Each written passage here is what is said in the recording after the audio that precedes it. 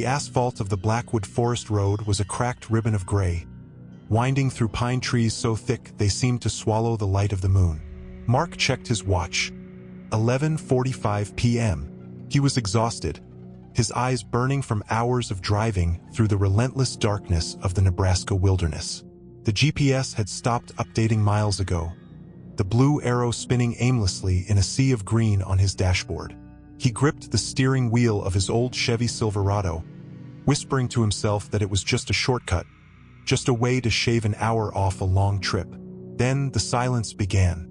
Not the silence of the woods, but the sudden, violent death of his engine.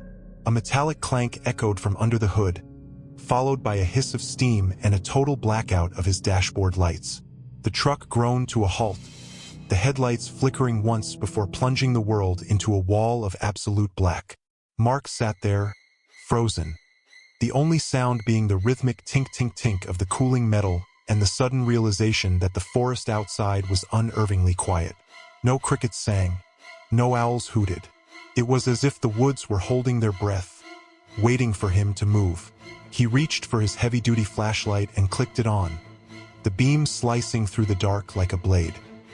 He rolled the window down just an inch to catch some air, but the smell that drifted in made his stomach churn. A heavy, cloying scent of wet fur and old copper. As he panned the light into the trees, he saw them. At first, he thought they were strange vines or moss hanging from the pine branches, but as the light focused, his blood turned to ice. They were shoes, hundreds of them, sneakers, work boots, and tiny children's sandals, all tied by their laces and hanging from the branches like rotten, swaying fruit. They moved in a wind Mark couldn't and oppose. He feel a rhythmic, haunting swaying that seemed to match the thumping of his own heart. A sudden, heavy thump vibrated through the roof of the truck. Something was up there.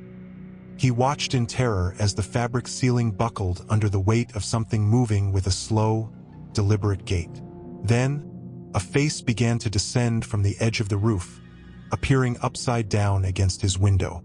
It was hairless, pale as a drowned corpse, with milky white orbs for eyes that reflected Mark's own terrified expression. It didn't oppose. He screamed.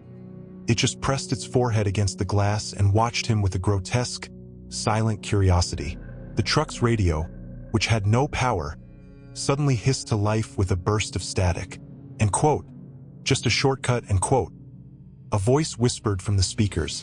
It was Mark's voice, his exact tone, his exact inflection from moments ago. The entity at the window began to tap on the glass, a rhythmic, mechanical code that vibrated in Mark and Oppo's teeth.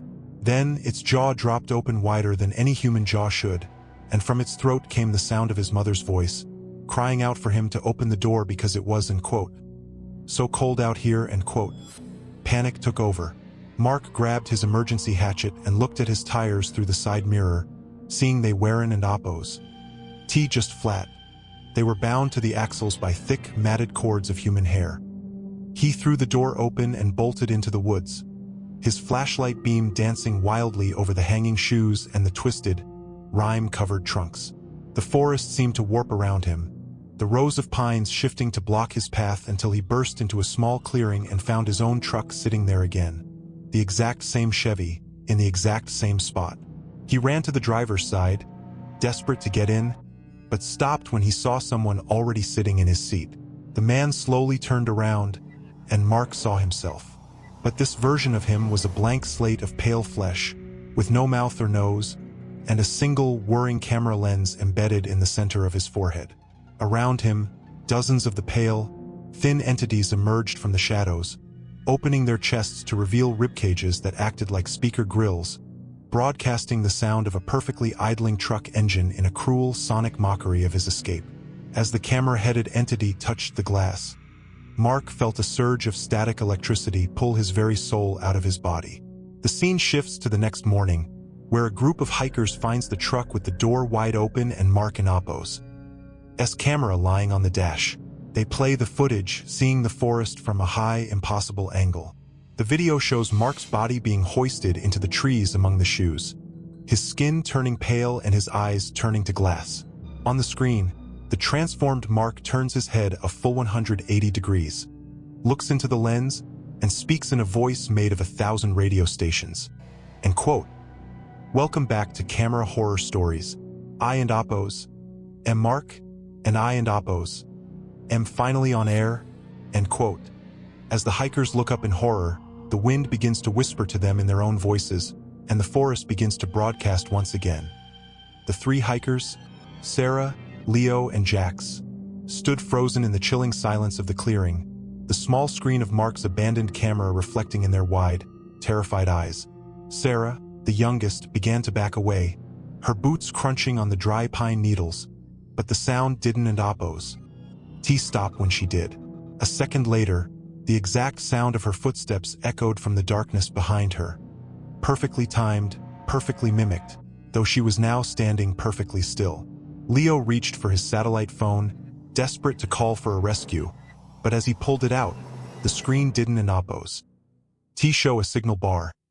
It showed a swirling vortex of gray static, and the speaker began to emit a low-frequency hum that made his nose bleed instantly. He dropped the device, and as it hit the forest floor, it didn't and Oppos. T shatter. It began to broadcast a recording of their conversation from 10 minutes ago, playing back their voices with a mechanical, hollow resonance. High above them, the hundreds of hanging shoes began to kick against the branches, as if the invisible feet within them were trying to run through the air. The sound was like 1,000 leather drums beating a frantic, uneven rhythm. Suddenly, Jax tried to scream, but no sound came out of his mouth.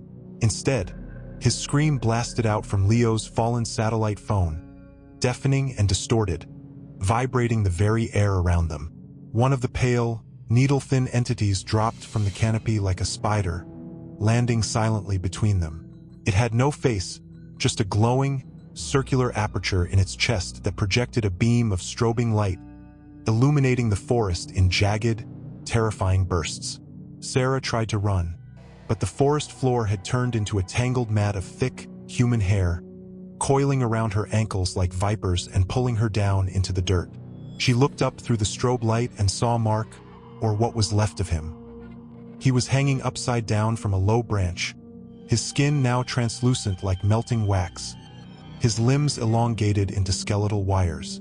He was and Oppos. T dead. His chest was moving in a rhythmic, mechanical pulse, acting as a bellows to power the broadcast. He looked at Sarah, and through the camera lens embedded in his forehead, he projected a video directly onto the fog surrounding them. Images of her own childhood, her secrets, and her deepest fears, all being harvested and turned into digital noise. Leo and Jax were already being dragged toward the trunks of two massive, ancient pines, their bodies being wrapped in miles of copper-colored hair that pulsed with a faint, blue electricity. Their features were melting, their eyes turning into glass lenses as the hollow frequency began to rewrite their biology into something functional for the signal. The forest was no longer a place of nature. It was a massive, organic broadcasting station, and they were the new antennas. As the last of Sarah's consciousness began to fade into the static, she felt her voice leave her body entirely, floating up into the canopy to join the screeching chorus of the dead. But the signal didn't and Oppos. T stay within the trees. Miles away, in the nearest town, every baby monitor, every car radio, and every smartphone suddenly flickered to life in the middle of the night. The static grew loud, and then a voice came through, sweet, clear, and terrifyingly familiar. It was Sarah's voice, broadcasting to every sleeping house, telling the people of the town that the shortcut was finally open, that the forest was beautiful, and that they should all come out into the dark to listen to the silence. The camera on the dash of Mark's truck, still lying in the dirt, caught one final image before its battery died. The three hikers, now pale, faceless, and mechanical, standing in a perfect circle around the vehicle, their chests vibrating with the sound of a dial-up tone that was calling the rest of the world to join the broadcast.